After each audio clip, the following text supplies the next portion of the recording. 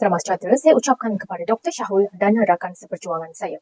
Nama saya Hamsyarini anak perempuan Kumaran, nombor metrik D2012086117. Dalam video ini saya akan menerangkan berkaitan dengan pemisaan India dan Pakistan yang berlaku pada tahun 1947. Seperti yang kita tahu, India dan Pakistan merupakan negara di kawasan Asia Selatan. Pertikaian antara Hindu dengan Muslim masih tidak mampu dapat diselesaikan oleh pihak British. Perkara ini menjadi agenda utama Governor General India yang baru iaitu Lord Louis Mountbatten yang dilantik pada Mac 1947 bagi menggantikan Lord Wavell. Tugas beliau adalah menyelesaikan isu pemisaan melalui perundingan antara Nehru dan Jinnah supaya British boleh keluar dari negara itu secepat mungkin. Beliau bekerjasama dengan pemimpin Kongres Kebangsaan INC atau dikenali sebagai Indian National Congress dan Liga Muslim bagi mengusahakan satu kata sepakat. Oleh itu, pada tahun 1946, Jawaharlal Nehru telah menegaskan kepada Lord Louis Mountbatten bahawa wilayah-wilayah yang majoriti penduduk Islam boleh dikeluarkan daripada India dan berdiri sebagai sebuah negara yang merdeka. Dengan itu, kebuntuan politik di India telah berakhir dan hanya menantikan masa untuk direalisasikan. Soalan seterusnya, siapakah yang memecahkan empayar India? Creil Ratcliffe adalah pengguam British yang ditugaskan untuk memecahkan India dengan mengambil kira perbezaan agama, laluan kereta api dan terusan. Beliau diberi masa 36 hari bagi mengukir peta Asia Selatan yang baharu. Ratcliffe melukis garisan yang memotong negeri Bengal dan Punjabi kepada dua dan tidak menyatakan status negeri Kashmir kepada mana-mana negara. Beliau juga mengakui bahawa beliau menggunakan peta lama dan laporan bancian kerana terlalu panas untuk menjalankan kerja lapangan pada bulan Jun. Raja Muda memutuskan untuk merahsiakan sempadan negara yang baru sehinggalah selepas kemerdekaan. Pada masa itu, kedua-dua negara tidak tahu di mana sempadannya. Seterusnya, saya akan menceritakan berkaitan dengan peristiwa berdarah yang merupakan peristiwa yang sangat penting semasa permisaan India dan Pakistan pada tahun 1947. Keadaan di Sindh dan Punjabi menceritakan realiti pembagian itu apabila masyarakat Islam berhadapan dengan masyarakat Hindu dan Sikh hingga menyebabkan ribuan manusia terkorban. Mereka yang berada di negara orang terpaksa melarikan diri dari rumah mereka dengan berjalan kaki, menaiki kereta lembu atau kereta api. Orang Islam, Hindu dan Sikh membunuh satu sama lain.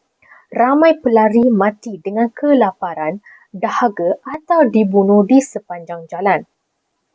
Wanita juga dirogol atau diculik semasa itu. Oleh itu, ayah atau abang mereka akan membunuh anak perempuan mereka. Terdapat juga sebilang wanita yang membunuh diri dengan terjun ke dalam pergi bagi menjaga kehormatan mereka. Perumahannya dibakar, perniagaannya dirompak. Kem didirikan di India dan Pakistan sebagai penempatan sementara bagi pelari.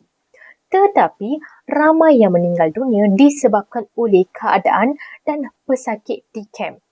Hampir semua penganut Hindu melarikan diri dari bandar seperti Karachi ke India sebelum berpecah. Lebih dari 300,000 orang Islam meninggalkan Delhi.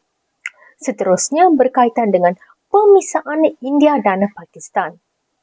Pada bulan April 1947, satu jawatan kuasa khas untuk merangka rancangan pemindahan kuasa telah ditubuhkan. Rancangan pembahagian India iaitu negara India dan Pakistan telah dibentangkan pada bulan Jun 1947. Walaupun terdapat reaksi penentangan daripada pelbagai pihak termasuklah Mahatma Gandhi. Namun, pembahagian sebagaimana yang dirangka terus dilaksanakan.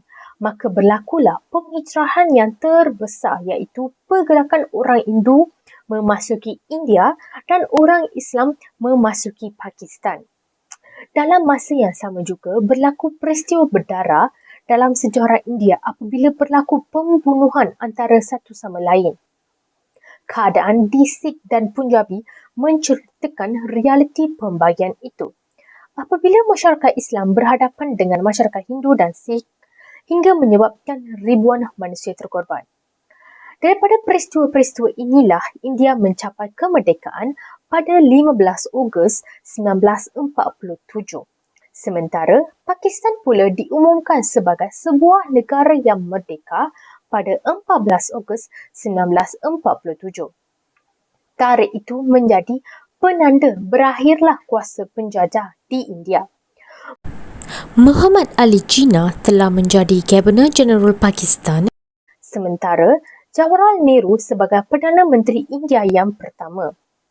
Secara kesimpulannya, kemerdekaan India dan Pakistan membawa satu makna yang penting dalam perkembangan sejarah.